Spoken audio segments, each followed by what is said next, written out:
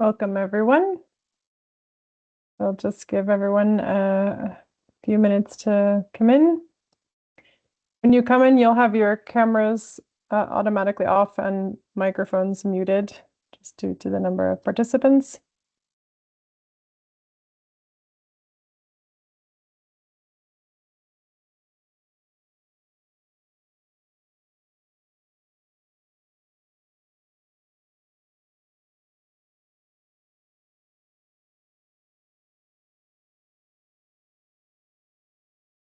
Welcome.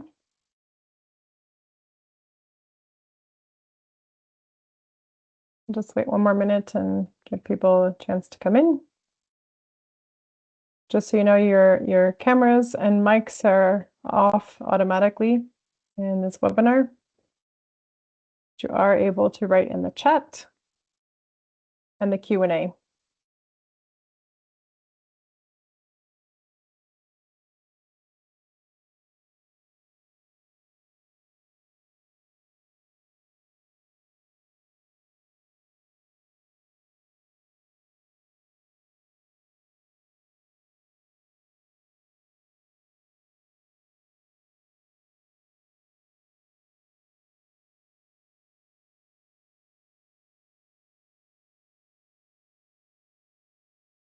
Okay.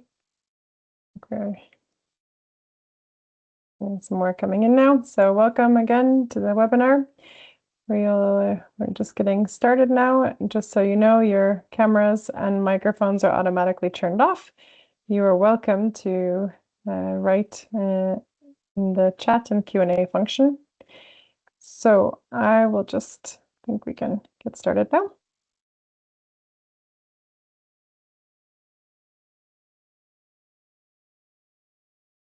Oops. Okay, well, welcome everyone. And we're very excited to have you at this webinar. Just a few words to ground rules for today. The participants and discussions will follow the GIC competition law and antitrust guidelines, which I'll show in a minute. Discussions will follow the Chatham House rules, so that means the participants are free to use the information received, but neither the identity nor the affiliation of the speakers nor that of any other participant may be revealed. A summary of the slides will be made available after the meeting. The session will be recorded mostly for internal use and made available under the same Chatham House conditions if requested. And participants should, again, exercise discretion and good judgment when sharing any company information.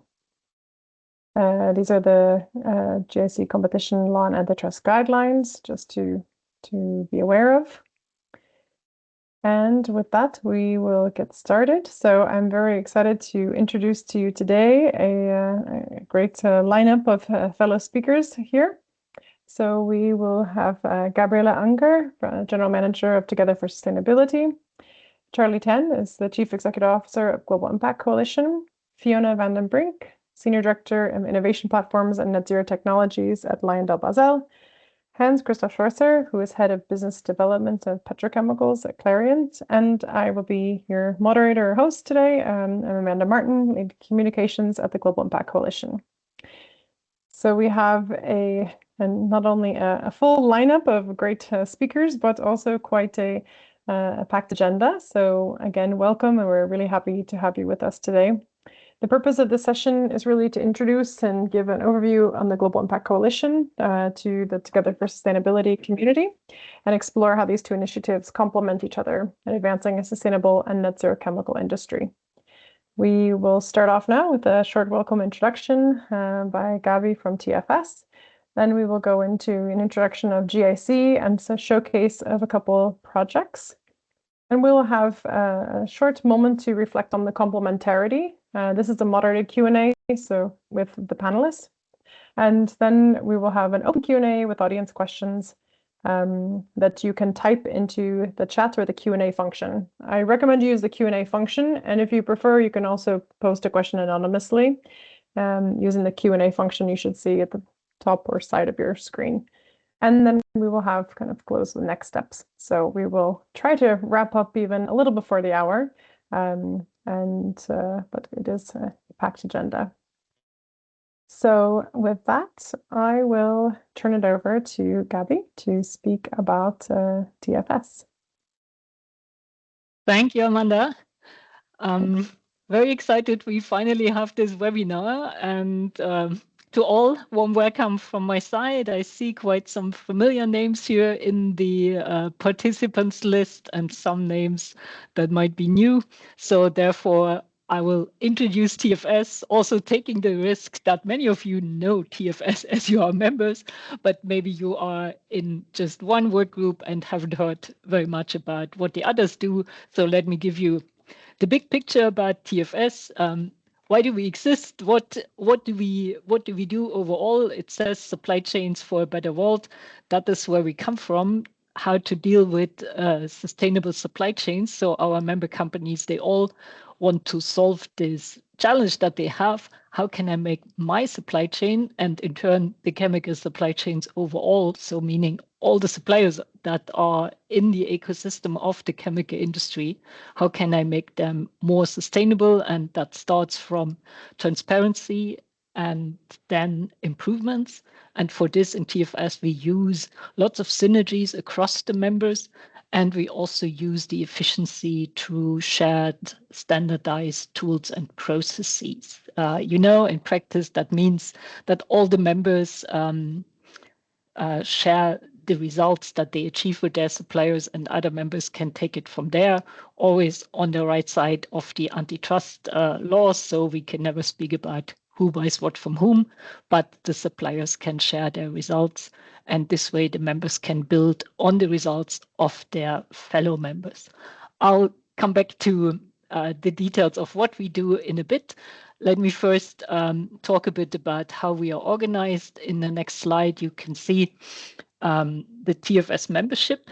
TfS has been founded by 6 chemical companies, and the founding impulse basically came from the procurement professionals, from the chief procurement officers dealing with the supply chain firsthand. And from the 6 founders we have as TfS over time evolved into now over 50 members, turning towards the 60 next year, I'd say.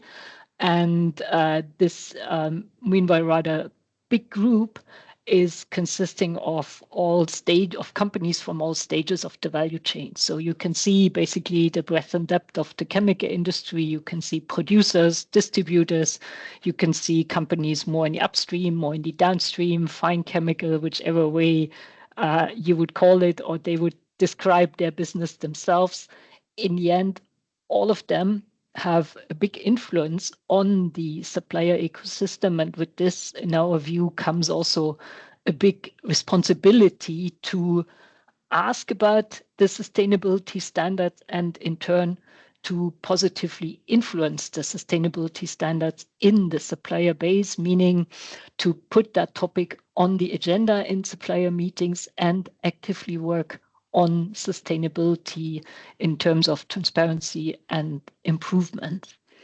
So in the next slide, you can see a very generic picture, which should indicate that TfS is active around the world, as our member companies are active around the world.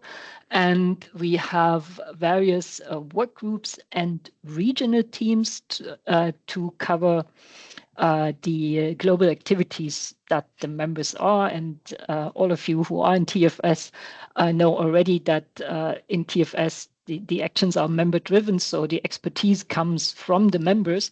And that means the members work in the global work streams, 5 of them we have across our processes, assessments, audits, greenhouse gas scope 3 emissions, and also training, communication, and governance and partnerships. And 6 regional teams to cover the different regions, which is very important for us as the procurement and sustainability people from the member companies are located anywhere in the world, and it makes a lot of sense to have also a local hub for the people to come together, exchange best practices, and also deal with the relevant local or regional stakeholders, be it in China, Brazil, or US, or Japan, and so on. In the next slide, you can see in a bit more detail written what is exactly the the work that TfS does. And without going too much into detail, I would just like to highlight each of the work areas a bit. Supplier assessments, supplier audits. It starts here on the left with the supplier audits, and then goes towards the supplier assessments. So we start from transparency. This is the basis, having the supplier relationship, getting the transparency on where this supplier stands in terms of environment, health, safety, labor, governance, and so on. And then moving from there into improvements. And that's how TfS started. And then we added, which is here on the furthest on the right, in the right column, we added trainings capability building, the TfS Academy, which is open to all the members, but also to their suppliers in order to help the improvements after assessments and audits. And in the middle here, you see greenhouse gas scope 3 emissions program. This is our newest work area. For some years you might have followed, and those who are in TfS who know and are probably the ones who worked on it or keep working on it. We have started with transparency here as well, building the guideline for how we measure greenhouse gas emissions when it comes to 3.1 to purchased raw materials emissions. Then we went to the data exchange and scaling that up. And now the next big question is, what comes in addition? So a bit in the analogy from assessments, audits, and improvements now towards emission reduction. How can we utilize the greenhouse gas data to come to emission reductions? And in this context, we also started this webinar, as Amanda already said, to explore a bit the complementarity of our approaches and to see how already existing projects from GIC members who by chance are TfS members in many cases, how these projects can inspire us and help us also to develop our ideas around emission reductions in our greenhouse gas scope 3 program. So with this, I would leave it at the introduction of TfS for a start. If any questions, I'll see it in the Q&A or in the chat later on, and we can park them towards the discussion session.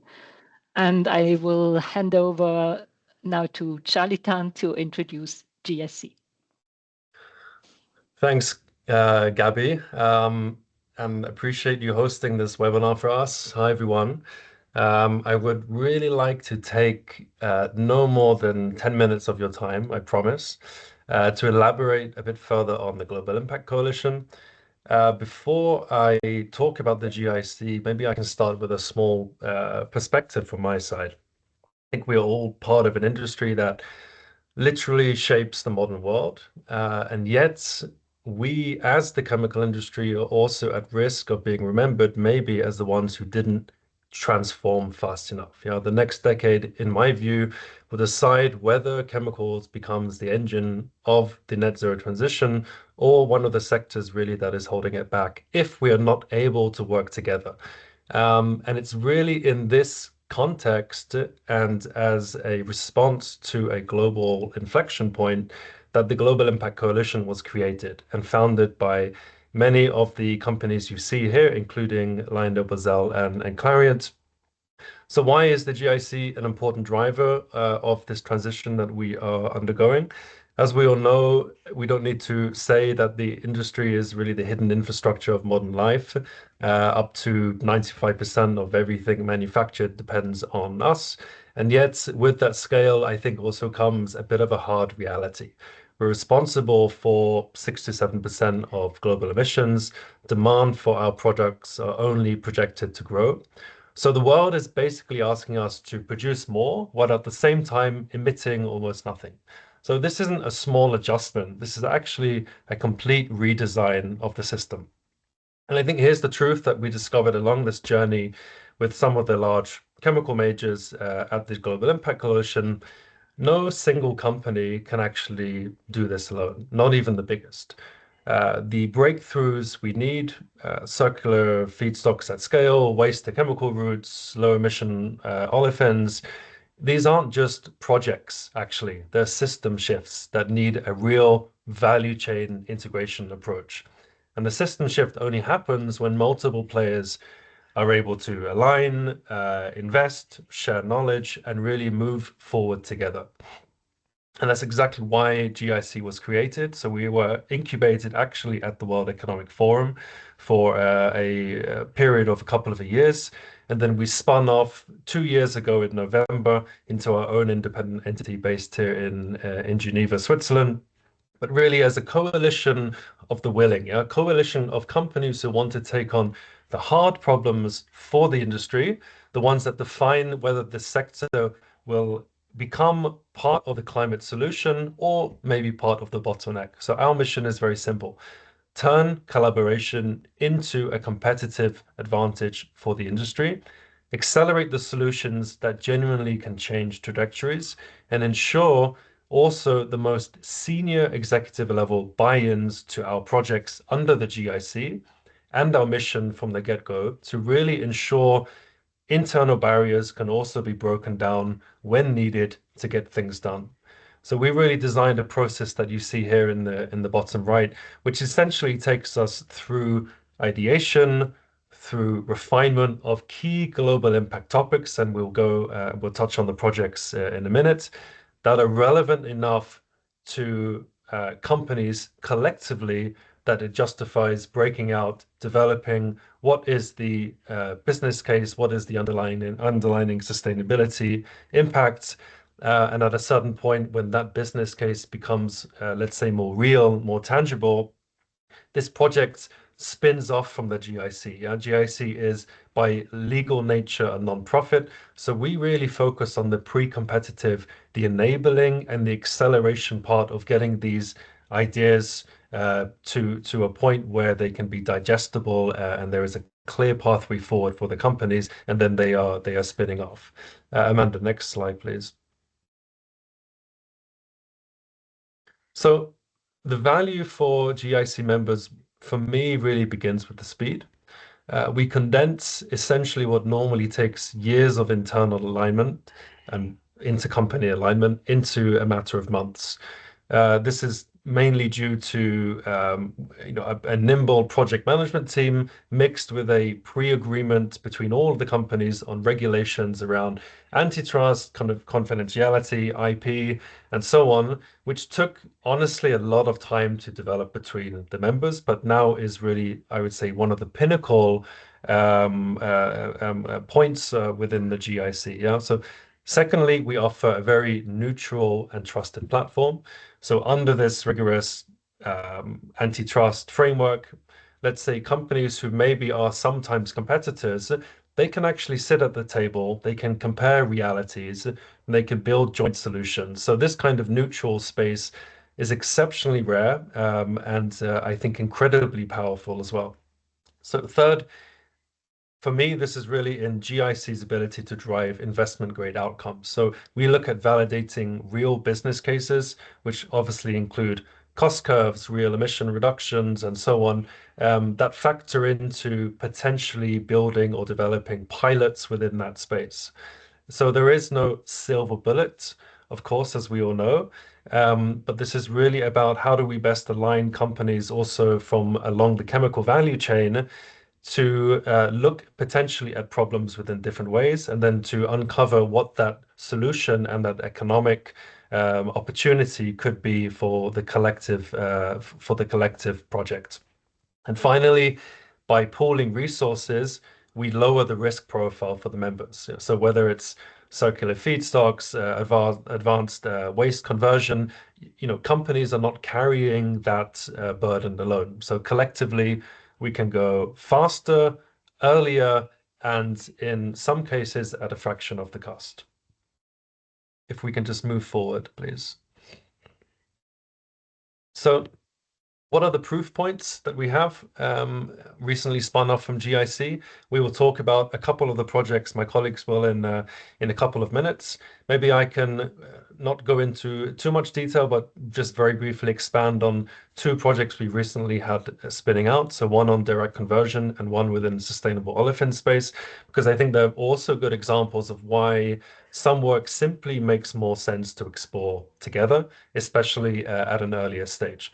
So both of these initiatives are exactly that. They are at an early stage at this point, but we're testing assumptions, looking at feasibility, and trying to understand whether these ideas can evolve into something of a high level of impact. So if we take direct conversion, this is the study now that we're doing with ETH Zurich, where we're looking at whether we can take complex waste streams, things that normally might have a lower value, and convert them into CO2 plus molecules used across the chemical industry. So this is the kind of idea that could unlock completely new feedstock pathways, or maybe we would take it as a learning that it would prove too challenging at this scale. So this uncertainty is also precisely why it belongs in the GIC as a project. Yeah? So it's really this knowledge sharing perspective.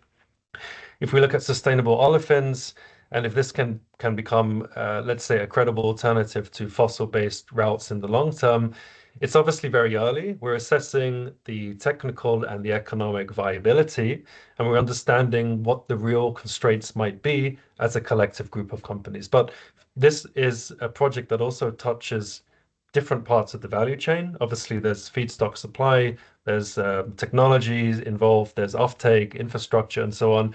So it only makes sense to explore it really through a coalition rather than one company carrying a lot of this burden.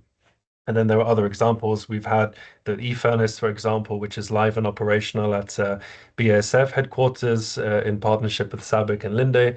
So I think maybe in a nutshell, if I can summarize the picture, is this. GIC gives us a place to test uncertain ideas that have high potential, let's say, impact profiles. So we can look also at technologies that might take years to mature and ask, is there something worth pursuing here without forcing any one company to really make premature commitments here? So these studies won't all become spin-offs. That's okay. The value is also in the learning ability and sharing that learning and advancing the ideas that could reshape the industry when they're ready. If I can just move to the final slide. When you look at our portfolio, I don't see the slide. Yeah. So when you look, and this is maybe a very high-level overview of some of the projects that we're working on now. The point for me, for the purposes of this webinar, wouldn't be the individual projects. It's really the global impact areas that they represent. Because these 8 project clusters, they cluster around 3 big transitions the chemical industry must get right. So if you look at sustainable feedstocks, base chemicals, as we will move away really from fossil-based inputs in the future, we know that the alternatives, whether biomass, waste-derived methanol, or so on, come with a real technical, economic, and of course, regulatory uncertainty. So several of our projects are simply helping the industry understand what are the viable routes, what's scalable, and what's not. So this is at its core foundational work. Without credible alternative feedstocks, the industry cannot really decarbonize at a meaningful scale.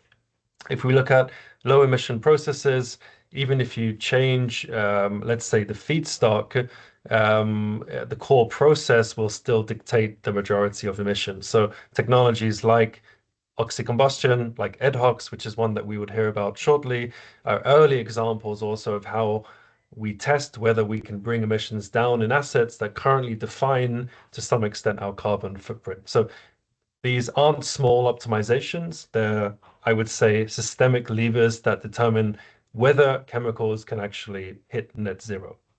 And finally, safety and circularity. This is a bit of a newer one for us, actually, but this does include everything from PFAS destruction, which is becoming obviously a global regulatory priority, to understand how to keep, on the other side of the scale, to understand how to keep automotive plastics in circulation. So these are topics where also society's expectations are rising fast, and the industry needs collective answers, not fragmented ones. So we are, let's say, trying to encapsulate this within these projects. So yes, you'll see projects like pyrolysis oil, automotive plastic circularity, sustainable methanol, PFAS. But I think for me, the real story is a bit in what this represents. Yeah, they're the early building blocks of the three transformations the industry must undergo. If we look at new carbon sources, new ways of processing them, and safer, more circular outcomes. So this maybe, I hope, gives in a very short time a good overview from what we see and what we are working on at the Global Impact Coalition. And we are now actually going to, with my colleague Fiona and Hans-Christoph, we're going to actually deep dive into two of these projects, I believe, starting with you, Fiona. Yes, thank you very much, Charlie. Maybe first, before I go into the sustainable methanol, as already mentioned in the intro, LYB is one of the founding members. Personally, I've been involved with Global Impact Coalition for the previous 2.5 years. And I think what makes the organization really unique, and you're going to see this also in the slides that are following, is this really drive for tangible results. So all these projects, I think, Charlie, you painted a really good picture how this fits into some of the very important topics that we need to work on as an industry. I think what sets GIC apart, at least in my experience, is this rigorous pursuit of tangible results. And we have very strong project portfolio management tools in place also to drive that. And the GIC team is really managing this very proactively, and I think that is what is really creating some of the success. And you see a diverse portfolio of projects. So some are perhaps a bit more early stage, but you also saw there is a working group around automotive plastics recycling, where we actually have 100 cars that were physically brought together and dismantled. So it becomes extremely tangible. Now, if we go into the sustainable methanol, this is a project that we've been working on as a group for a while longer. So this was one of the first initiatives, I think, that came out of some of the first brainstorms in 2024. And the purpose is really to bring the group of members together and think about, what are levers that can unlock sustainable methanol supply chain, and how, as a group, can we get a good insight into this, and then actually also move towards some very specific key deliverables that you see here on the slide, and really looking at, is there a value opportunity, is there a proposition there where we can actually bring methanol into our supply chain, sustainable methanol, that is. Why methanol? I think on the next slide, you can see that, of course, methanol is established value chain in itself already in the conventional way of things. So there is a huge capacity of methanol available, but what we do see is that introducing and growing the sustainable methanol footprint will give opportunities to unlock greenhouse gas reduction potential, both in the chemicals value chain, but also, of course, in the fuel value chains. So there are different timelines associated to this. In our Global Impact Coalition, we do have representatives from different supply chains, which is also why there is a lot of value in looking at this together, because we do have the similar objective in mind. So if you go to the next slide, you can see a little bit I thought this was a good slide to show, what is it that we do together, because that shows also the value of being a member of the Global Impact Coalition.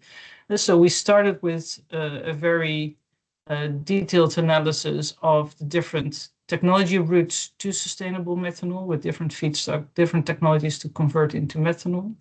And based on very rigorous data sets, I would almost say, there's been a prioritization in terms of what do we see as a very promising route for the member companies to then dive deeper into, which then also leads to looking at different regions that would have a role there. And again, this is very much associated, of course, also to member companies' footprints and where we can create the value. But it is about building these value chains together as partners. So as you see, there's deliverables around building business cases together, which are generic still, because every company, of course, makes their own assessment there. But this is really about bringing the data together that is generic, and together really explore if, as a group of companies, large companies, we can actually find an unlock where you would not find that if you would go at this by yourself. So I think this is quite an interesting project so far, and we're still in the process of bringing this to a next decision point, which will be early next year. And then the question is, is this now mature enough as a project to spin out and to bring that outside of the Global Impact Coalition? So that's still a decision to be taken. But I think if I look at this as an example of one of the projects in Global Impact Coalition, and also the link to the Together for Sustainability, this is really stretching across the value chains. And again, a project where we see different value chains emerge and different roles of companies in there. So I think it's a really nice example of what we can do within the Global Impact Coalition. Thank you, Fiona. Okay. And then we'll turn it over to Hans-Christoph to talk about the next project. Thanks a lot, Fiona and Amanda, for handing over. I want to talk to you about the ETOX project, which is one of the projects that we handle in the Global Impact Coalition. I'm not yet seeing the slide, though. Shouldn't be a problem. There it is. As Clariant, which I'm representing, we are part of the Global Impact Coalition as well as the TfS group. So we're participating in both. We have both views. And this is not about reducing Scope 3 emissions from supplied raw materials. That is the focus on TfS. This is about a new process that's aiming to reduce the emissions, the carbon footprint of one of the raw materials that goes into many of the value streams, namely of ethylene.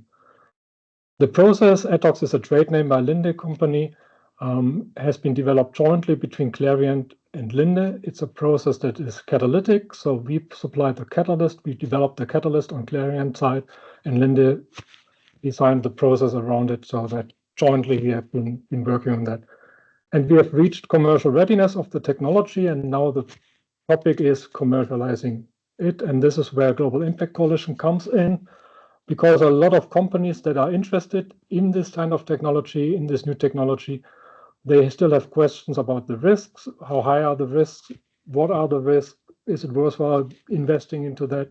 So there's a lot of parallelism in the industry from various companies. And the goal of this project is to combine all these companies, all these groups, and form a consortium that then develops, works out in a brownfield approach, a pilot unit, a demonstration unit where this technology is proven at a larger scale than it is currently proven in lab and pilot reactors.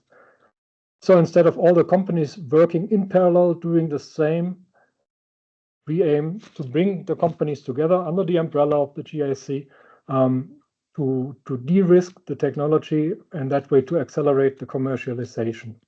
So what are the benefits? I mentioned that it has much lower carbon footprint, so it has much less energy consumption, which is then connected to the to the carbon footprint as well as the process carbon footprint. I'll talk a little bit about the details later on, but essentially the technology has a potential to bring scope 1, scope 2 emissions of ethylene to almost zero.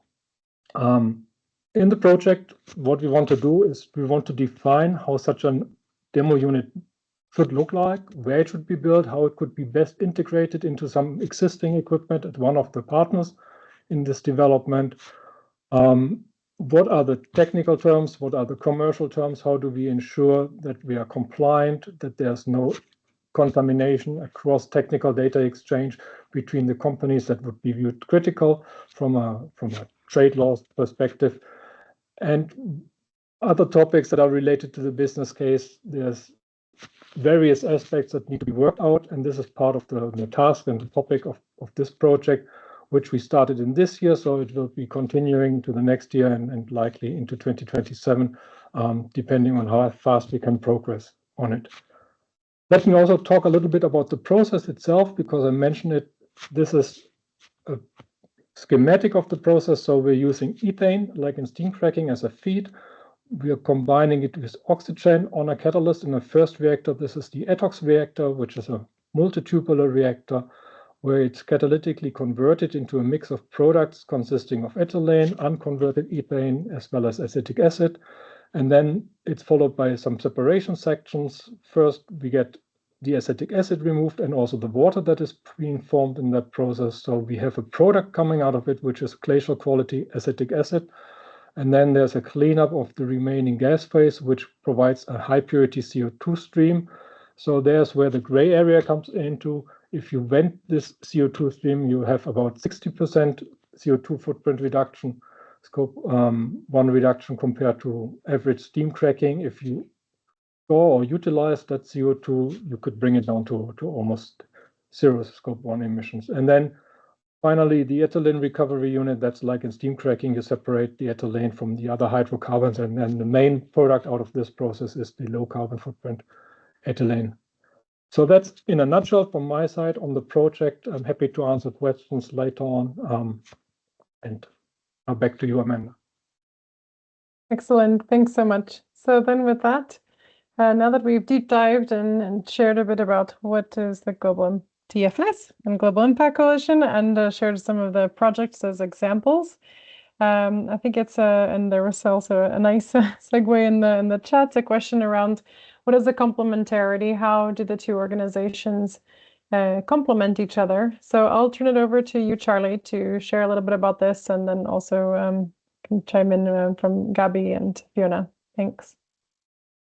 Yeah, sure. Thanks for the question. I mean, I think when you look at what TfS has built, it's obviously very impressive, and it's very needed. I think they have effectively raised the baseline for how chemicals are potentially bought, assessed, and managed. And this work is foundational.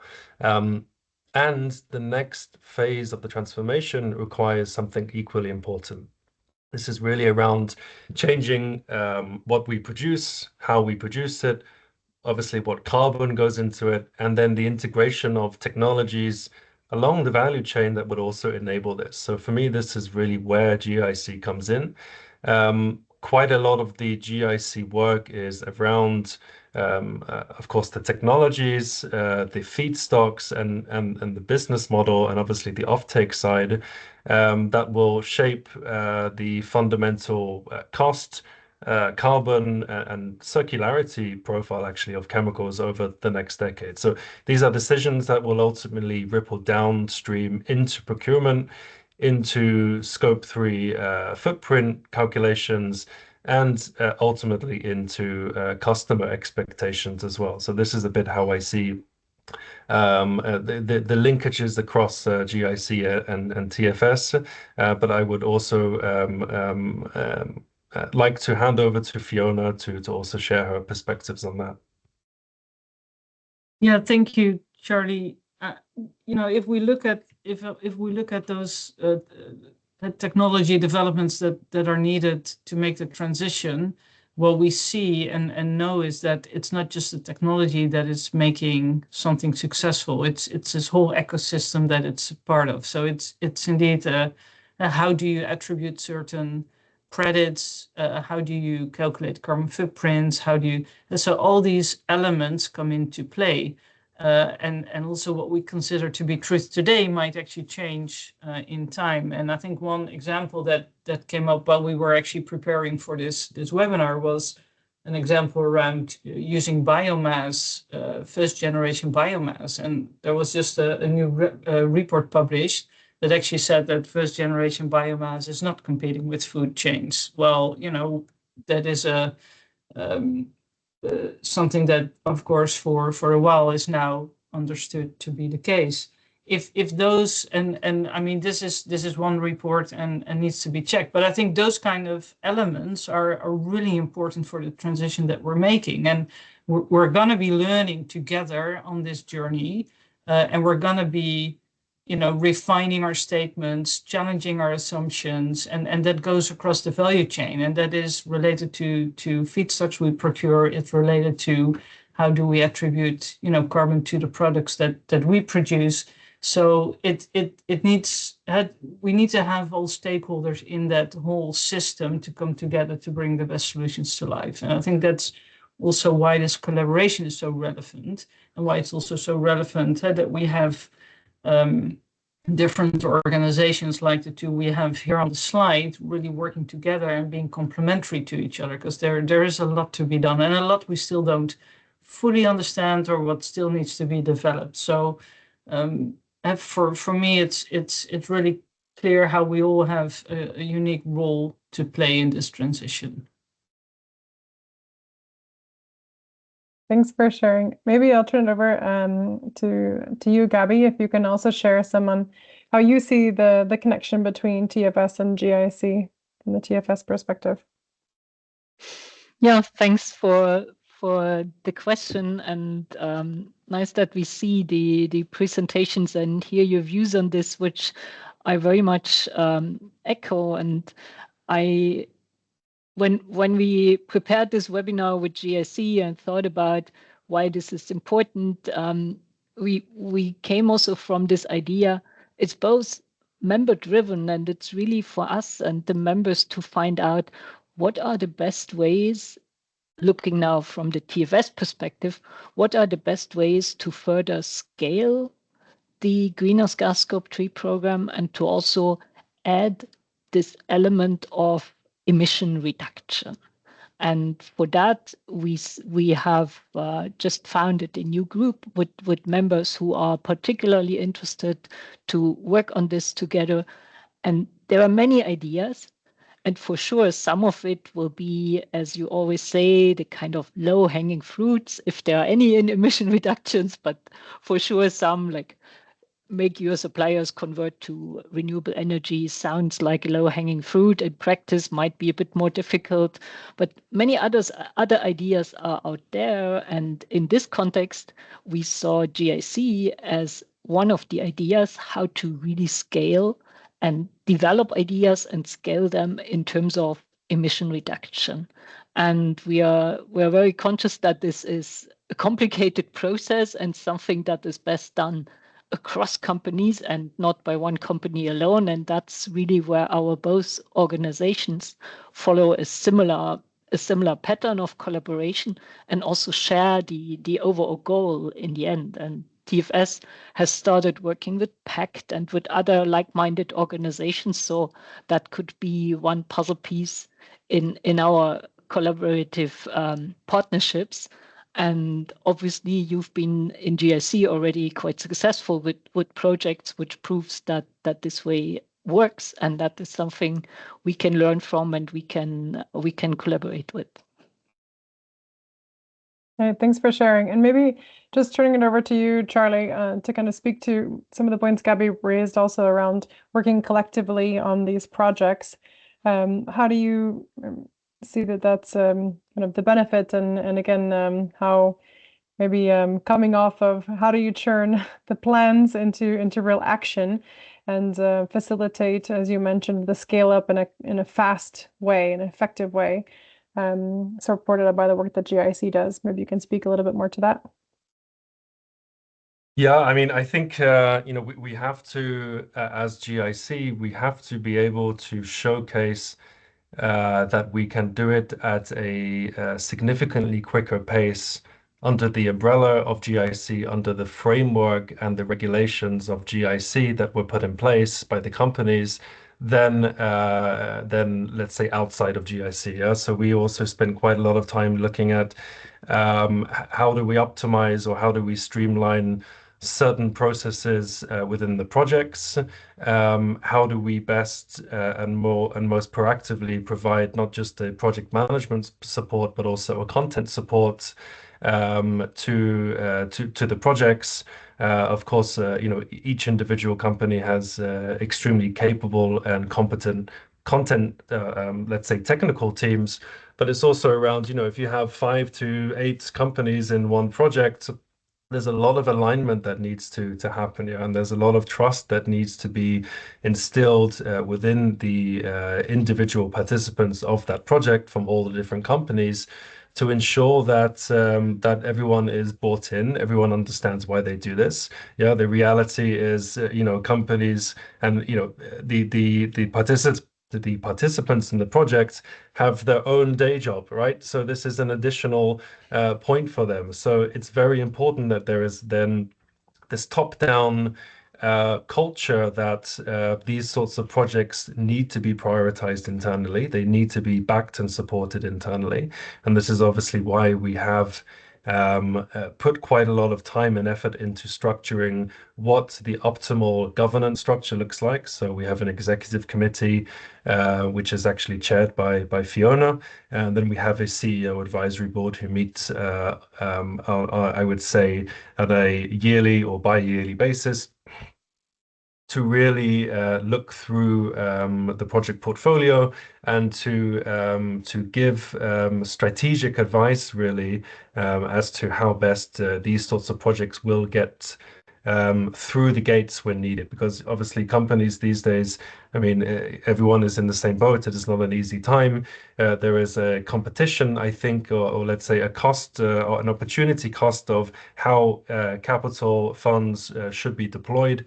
So it is obviously very important that we take it very seriously, that there is a credible and a clear pathway for these projects and an approval process in place to make sure that they are that we can accelerate them at a significantly quicker pace. So we don't have the situation where projects are sort of existing in the ecosystem for 2 to 3 years. It's a pull on everyone's resources, and at the end of the day, it doesn't crystallize or materialize because it has never really been a top strategic priority of the company. So we spend a lot of time in this prioritization phase of the projects, in the refinement phase.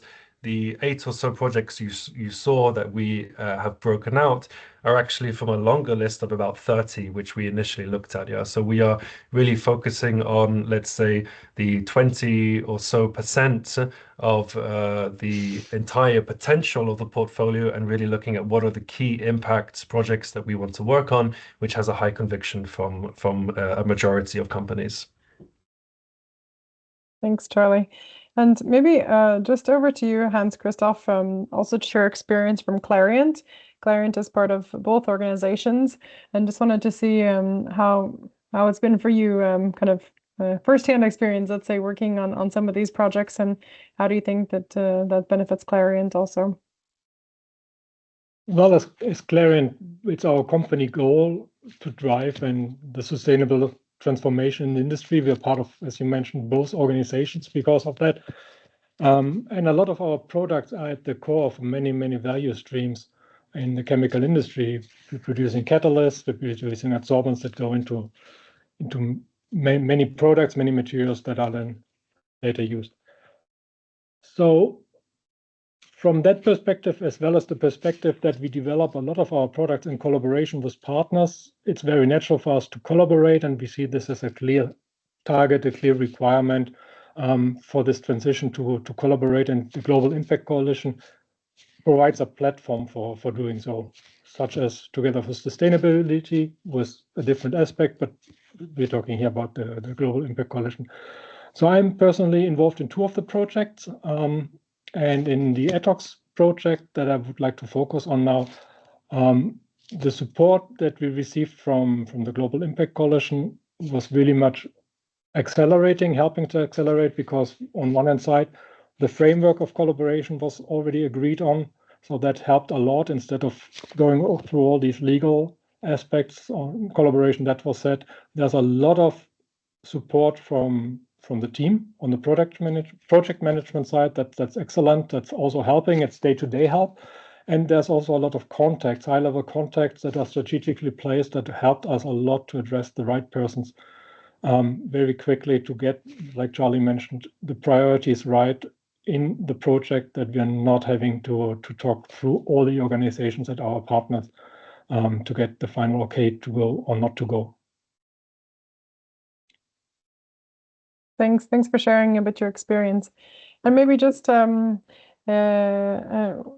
go ahead and put any questions you have in the chat. There was a question specifically around also where if GIS works in the Americas. Actually, maybe that's a good segue for you, Fiona from LyondellBasell. You can also speak a little bit to your experience from LYB and a bit on the coverage of GIC. Yeah, I can. Yeah, it's the GIC stands for Global Impact Coalition. So clearly we have a global scope. We have well, personally from LYB, one of my team members who's based in the US is actually involved in one of the working groups as well. I understand why the question comes up, because some of these projects have a scope that is focused on Europe right now, and a lot of members to the working groups in Europe. But that's definitely not the full scope. So we do have a global impact in mind, and that's also how we look at the different projects. And some of these projects will have when we start them in the Global Impact Coalition, they are generic. So they're actually not based on a specific location. I think what you see, and you saw that also in the methanol working group, is that once you progress and you get to, okay, now we actually want to explore if there is an opportunity for a next step, then you do need to make it more region specific.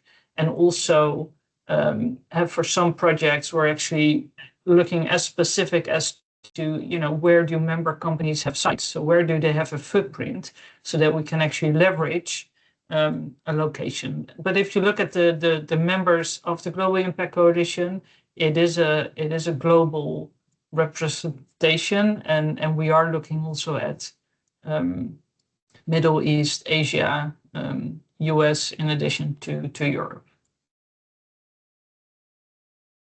Thanks for sharing. And any other thoughts If on? I can just add, jump in. Yeah, because I think Fiona also made an important point. I mean, we're called Global Impact Coalition, and obviously the global value chain integration is very important here, which is something that we're really trying to do. Because I think if you look at the biggest sources of emissions and the biggest and also the biggest levers to reduce them, this sits actually between companies and not inside of them. So if you look at chemicals, most of the meaningful decarbonization challenges are systemic, right? So no company controls the entire pathway from waste collection to conversion, technology, feedstock supply, and so on. So when we try to solve these problems in isolation, of course we hit technical, economic, regulatory policy barriers and so on that we simply just can't solve alone. So I think working collectively for me does three things actually that individual efforts can't. First of all, it of course reduces risk, as we've discussed. Secondly, it creates scale. And thirdly, it creates consistency and credibility. And I think if you look at brand owners, regulators, customers might not want 10 different definitions of circularity or 10 different approaches to low carbon feedstocks, but collectively collective work gives the market maybe clearer signals and more investable pathways, and of course accelerates adoption because we're moving as a sector, not as as an individual island, so to speak. So anyway, I just wanted to add that following from Fiona's point. Yeah, thanks for sharing. I think in the interest of time, we'll respond to one of these. I think there is a question around kind of the strategies GIC has to meet the needs and the maturity in different regions.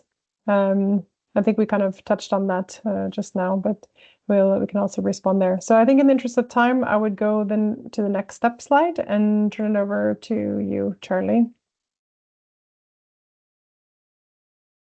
Yeah, sure. Very, very briefly, I know we're nearly at time. I hope we've been able to give a digestible overview of what GIC is and how do we work. What GIC offers is also quite simply a place to work on problems that only make sense to solve together. So I think if you or if your company wants early visibility, early influence, and a practical way to shape these transitions, then I would really encourage you to engage with us. The contact details are you can see here, but of course there would be a follow-up email sent to you all, and of course I would also be happy to discuss next steps in this process. So I think from our side it's been also great to have a good turnout today, and also a huge thank you to Gabriele and the TfS team for allowing us to use their platform to amplify our voice. Yes, thank you very much. Any final words, Gabriele? Yeah, I think that was really good. We saw also some questions. I saw the interesting question that is now for us to get our head around how we can work together beyond individual companies' decision who might already be engaged in projects with GIC or want to get engaged. That's for us as TfS members to think together in the relevant work group to say, okay, what is it we can take out of this beyond the knowledge that we have seen today, to also follow up on the potential collaboration. So that's something for us to work on and to, as that, develop our ideas for today. I would say thank you to all for your attention, for the questions, and to my co-speakers. Great, thank you very much. And big thanks also especially to Fiona and Hans-Christoph for taking time to share a deep dive on these projects as well. And with that, we will adjourn. Thank you all very much, and we'll follow up with link to the presentation as well. Thank you, everyone. Thank you all. Bye-bye. Thank you.